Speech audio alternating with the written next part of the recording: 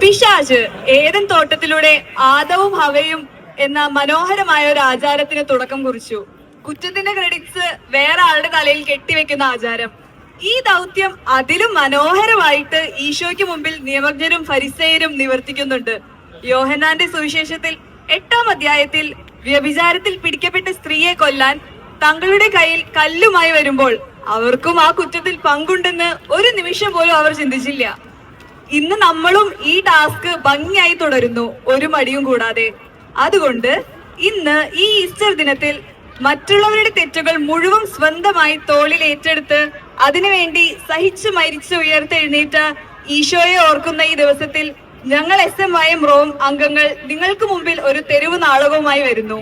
സമാന പശ്ചാത്തലത്തിൽ മക്കളും മാതാപിതാക്കളും സോഷ്യൽ മീഡിയയും AI ഒക്കെ പരസ്പര വിരുദ്ധങ്ങളായി ജീവിക്കുന്ന ഈ കാലഘട്ടത്തിന്റെ ഒരു നേർക്കാഴ്ചയിലേക്ക് ഉത്തരം കണ്ടെത്തേണ്ടത് നമ്മൾ ഓരോരുത്തരുമാണ്.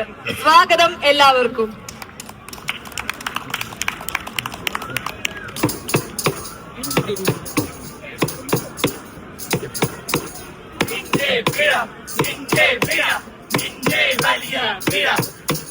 ഞാനോ തെറ്റ് ചെയ്യാത്തവൻ, ഞാനോ തെറ്റ് ചെയ്യാത്തവൻ, നിന്റെ പിഴ, നിന്റെ പിഴ, നിന്റെ വലിയ പിഴ. ഞാനോ തെറ്റ് ചെയ്യാത്തവൻ, ഞാനോ തെറ്റ് ചെയ്യാത്തവൻ.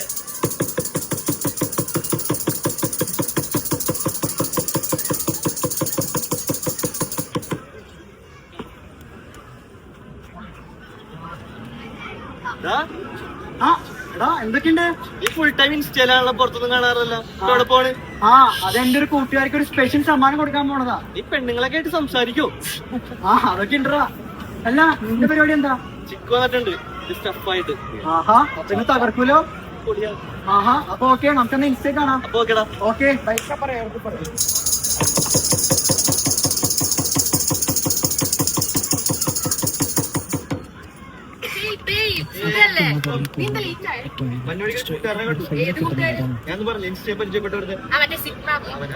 ഞാൻ ഈ വീക്കിന് വേണ്ടി വെയിറ്റ് ചെയ്യണം സ്റ്റഫ് ട്രൈ ചെയ്യാൻ. മാത്രമല്ലോ, വേറൊന്നുമില്ലേ? ഈയടാ സമയമുണ്ടല്ലോ, സെറ്റ് ആക്കാം. പക്ഷെ ആദ്യം ട്രൈ ചെയ്യാം.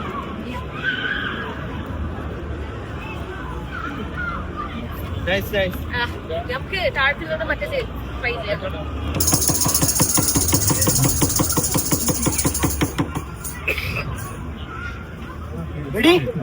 എടി അഹങ്കാരി, നീ ഇൻസ്റ്റഗ്രാമിൽ പബ്ലിക്കലി കളിയാക്കൂലേ? നീ ആരാണ് എന്നെ കളിയാക്കാൻ? അത് പറയാ, നീ ആരാണാ? നിനക്ക് പെണ്ണുങ്ങളെ ബഹുമാനിക്കാൻ അറിയോ? എന്റെ ദേഹത്ത് കൈ എടുക്കടാ. എന്റെ അനുവാദം ഇല്ലാണ്ട് എന്റെ ദേഹത്ത് കൈ വെക്കുന്നു.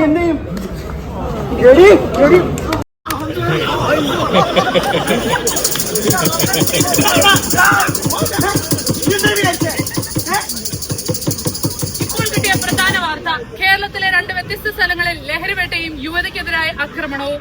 വീഡിയോ സോഷ്യൽ മീഡിയയിൽ വൈറൽ. സ്വന്തം ശരീരത്തെ പോലും ബഹുമാനിക്കാതെ ഈ യുവതലമുറ ഇതെങ്ങോട്ട്? എന്താണ് ഇവരെ ഇതിന് പ്രേരിപ്പിക്കുന്നത്? വരൂ, നമുക്ക് പോകാം ഒരു രഹസ്യ അന്വേഷണത്തിലേക്ക്.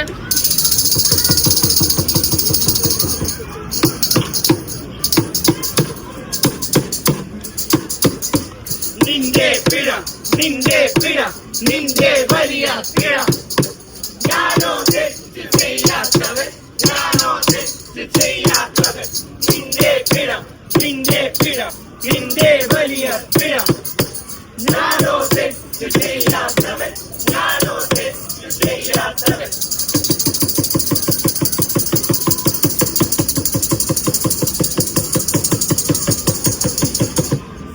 എടി, നീ അറിഞ്ഞായിരുന്നോ മറ്റേ അവളുടെ ഇളയ മോള് മൊത്തം വിളയാണോ പറയണേ?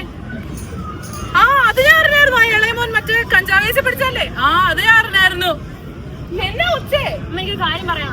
എന്ത് കാര്യം? ഞാൻ ഇവിടെ അത്യാവശ്യമായിട്ടൊരു കാര്യം പറയുന്നതിന്റെ ഇടയ്ക്കാണോ നിനക്ക് വന്ന് എന്നോട് വീണ്ടും കാര്യം പറയണ്ടേ? എന്ത് അർജന്റ്? ഓരോ പൊണോടാന്ന് പറഞ്ഞെങ്കിൽ വന്നോളൂ. നിനക്ക് എന്തെങ്കിലും നിന്റെ അപ്പന്റെ അടുത്ത് പോയി പറ. നീ ആ കോൺട്രാക്ട് അയച്ചിരുന്നോടാ, അത് വലിയ ഡീലാണ്, അത് പോകാക്കരുത് കേട്ടോ. ഒരു സെക്കൻഡ് എടി, ഞാനിവിടെ 100 കോട്ടം പണിയില്ല. ആ തള്ളയോട് എങ്ങനെ ചെന്ന് പറയാ? എന്തൊരു കഷ്ടമാണ്. ഞാൻ ഇവിടെ ജോലി ചെയ്തോണ്ട് എനിക്ക് പോകാൻ. എടി, ഇതിന്റെ കൺസൾട്ട് ചെയ്യുന്ന കാര്യമല്ല.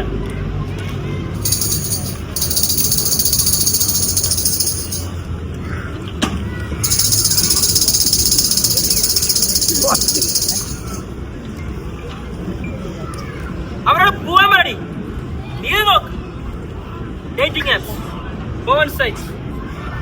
ബെനിഫിറ്റ്സ്.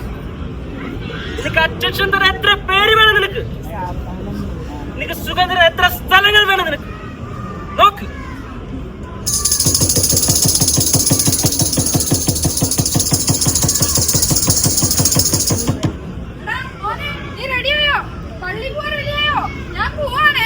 ഓ എന്റെ പൊന്നമ്മ, എനിക്കിവിടെ കുറെ കാര്യങ്ങൾ ചെയ്യാനുണ്ട്.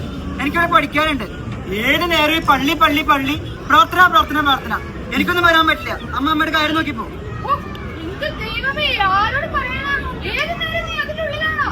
ഒന്ന് പുറത്തേക്ക് ഇറങ്ങി പള്ളിയിൽ വരാനായിട്ട് നിനക്ക് എന്താ കുഴപ്പം? ഞാൻ പോവാ, നീ വേണമെങ്കിൽ വാ.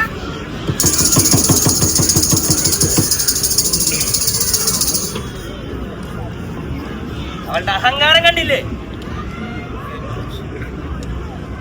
ഇനി ഇൻസ്റ്റാഗ്രാമിൽ പബ്ലിക്കായിട്ട് കളിയാക്കാൻ അവൾ ആരാ? ഇതിന് നീ പ്രതികരിക്കണോടാ?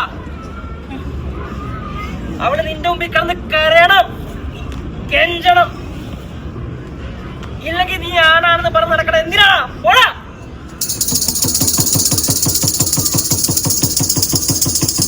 മനുഷ്യ മനസ്സിനെ വികൃതമാക്കുന്ന ഈ ചിന്തകൾ ആരുടേത്? ഇതെവിടെ നിന്ന്? ഇനിയൊരു പക്ഷേ ഏതോ ഒരു സിനിമയിൽ ആരോ പറയുന്നത് പോലെ താൻ ഇല്ലെന്ന് ഈ ലോകത്തെ വിശ്വസിപ്പിച്ച് ഈ ലോകത്തെ തന്റെ ആവാസ കേന്ദ്രമാക്കാനുള്ള പിശാചിന്റെ കളികളാണോ ഇതെല്ലാം? ആർക്കാണ് ഇതിനൊരു പ്രതിവിധി തരാൻ സാധിക്കുക? കാത്തിരുന്ന് കാണാം.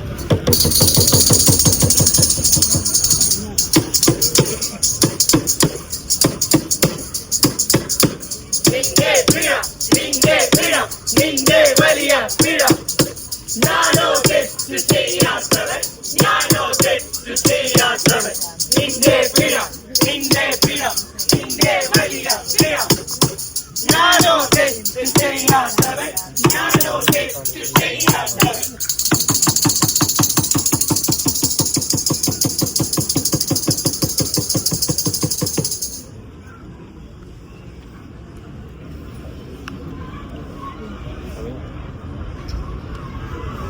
ജയിലിൽ നിന്ന് ഇനി എവിടെ പോവും? മനസ്സിലാക്കാൻ ആരുമില്ല.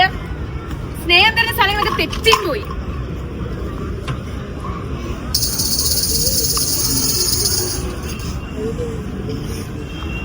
നിങ്ങളൊരു ഫാമിലിയാണോ? അതെ, ഞങ്ങളൊരു ഫാമിലിയാണ്. നീ ശരിക്കും നിന്റെ ഫാമിലി ഹാപ്പിയാണോ? പിന്നല്ലാണ്ട് അതൊരു ചോദ്യമാണോ? ഇവര് എനിക്ക് തരേണ്ട സ്നേഹവും താലോലിക്കും, എന്നെ എപ്പോഴും താലോലിക്കും. അവര് എനിക്ക് സ്നേഹം തരും, പിന്നെ അവരെന്റെ തെറ്റുകൾ തിരുത്തും. ഇതൊക്കെയല്ലേ വേണ്ടു ഒരു ഹാപ്പി ഫാമിലിക്ക്? എനിക്കുണ്ടായിരുന്നു ഒരു ഫാമിലി. മോളെ, നീ വിചാരിക്കുന്ന പോലെയൊന്നുമല്ല കാര്യങ്ങൾ. ഞങ്ങളും നിങ്ങളും തമ്മിൽ ഒരുപാട് വ്യത്യാസങ്ങളുണ്ട്. പക്ഷെ അതൊക്കെ ഒന്ന് സംസാരിച്ചാൽ ക്ലിയർ ആവാവുന്ന കാര്യങ്ങളേ ഉള്ളൂ.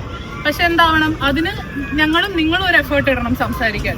സംസാരിച്ചാൽ തീരാവുന്ന പ്രശ്നമേ ഉള്ളൂ മോളെ. എല്ലാം ബാക്കി പ്രശ്നങ്ങൾ തീരണമെങ്കിൽ നീ ഒരു പാരന്റ് ആവണം. എന്നാൽ ഈ ഫീലിങ്സ് ഒക്കെ മനസ്സിലാവും. നീ ഇങ്ങോട്ട് വന്നേ, ഞങ്ങൾ പള്ളിയിലോട്ടാ. അവിടെ ചെന്നൊന്ന് മനസ്സ് തുറന്ന് കുമ്പസാരിച്ചാൽ തീരാവുന്ന പ്രശ്നങ്ങളുള്ളൂ നിനക്ക്. വാ, നമുക്ക് അങ്ങോട്ട് പോവാം.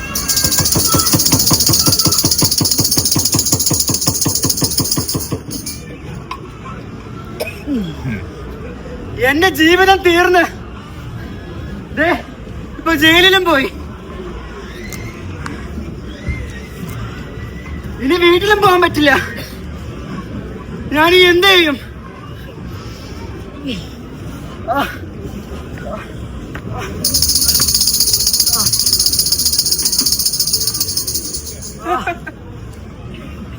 എന്തൊക്കെയായിരുന്നു ഓവറായിട്ടുള്ള ഒരു അപ്പനമ്മയും ഓരെല്ലാ സുഖ സൗകര്യങ്ങളും. അവസാനം നീ വീട്ടിൽ ഒറ്റയ്ക്ക് പേടിച്ചില്ലടാ. പോയി ചാവടാ, പോയി ചാവ്.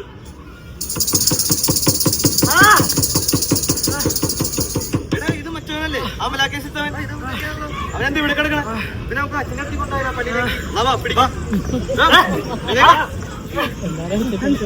ബ്രോ, ഇത് നമ്മുടെ പള്ളിയുള്ള ആളല്ലേ? നമ്മുടെ ഒപ്പം ഒന്നും പുറത്ത് വരാറില്ലല്ലോ. അന്ന് ഈ ആ പെണ്ണിനെ ആക്രമിക്കണ വീഡിയോ കണ്ടപ്പോ എന്നോട് രണ്ട് പറയണത് എനിക്കുണ്ടായി. എന്താ ബ്രോ, ബോയ്സ് രണ്ടും ഒന്നല്ല. പക്ഷെ ആരും അവരുടെ ആരും തീരുമല്ല. പക്ഷെ നീ ബഹുമാനിച്ച് പോയാൽ തീരാവുന്ന പ്രശ്നങ്ങളേ ഉള്ളൂ. പറ്റിപ്പോയടാ. വാ, നീ ഇവനെ പള്ളി കൊണ്ടോ? വാ, നീ പള്ളിക്കോ.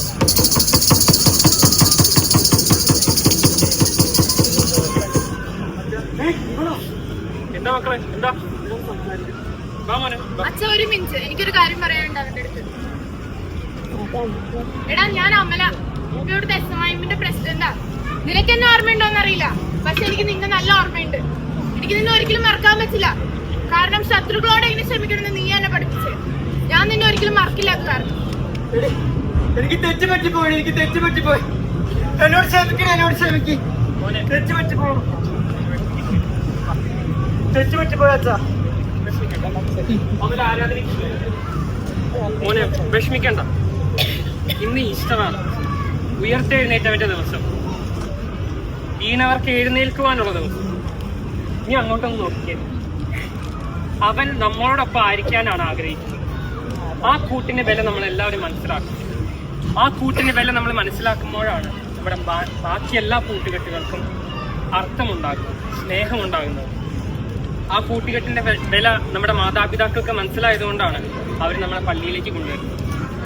മോൻ വിഷമിക്കാണ്ടിരിക്കും, നമുക്ക് ആരാധനയ്ക്ക് പോകാം.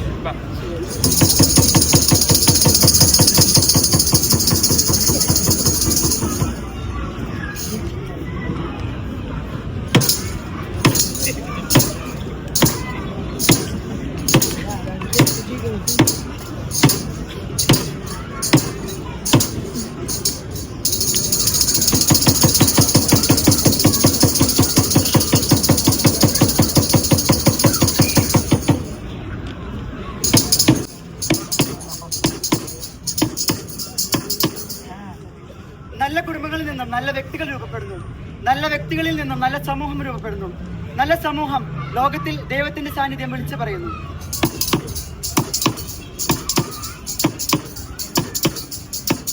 പക്ഷേ കുടുംബ ബന്ധങ്ങളെ നശിപ്പിച്ച് പിശാചി സമൂഹത്തെ തന്നെ ഇല്ലാണ്ടാക്കുന്നു.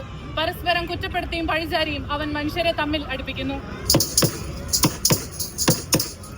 അതുകൊണ്ട് സഹോദരരെ, ഞങ്ങൾ യുവജനങ്ങൾ നിങ്ങൾ ഓർമ്മിപ്പിക്കുന്നു. കുറ്റപ്പെടുത്താൻ എളുപ്പമാണ്, പഴിചാരാനും എളുപ്പമാണ്, ഞങ്ങൾക്കും നിങ്ങൾക്കും. പക്ഷേ പരസ്പരം മനസ്സിലാക്കി ചേർത്ത് പിടിച്ച് മുന്നോട്ട് പോകാൻ അല്പം ബുദ്ധിമുട്ടാണ്.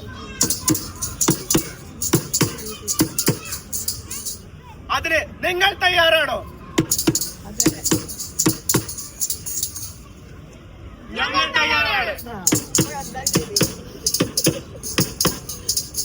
ഒരു കണ്ടീഷനും വെക്കാത്ത അവന്റെ സ്നേഹത്തിന്റെ കൂട്ട് നമ്മുടെ കൂടെ ഉണ്ടാവുമെന്ന ഉറച്ച വിശ്വാസത്തിൽ ഞങ്ങൾ നിർത്തുന്നു.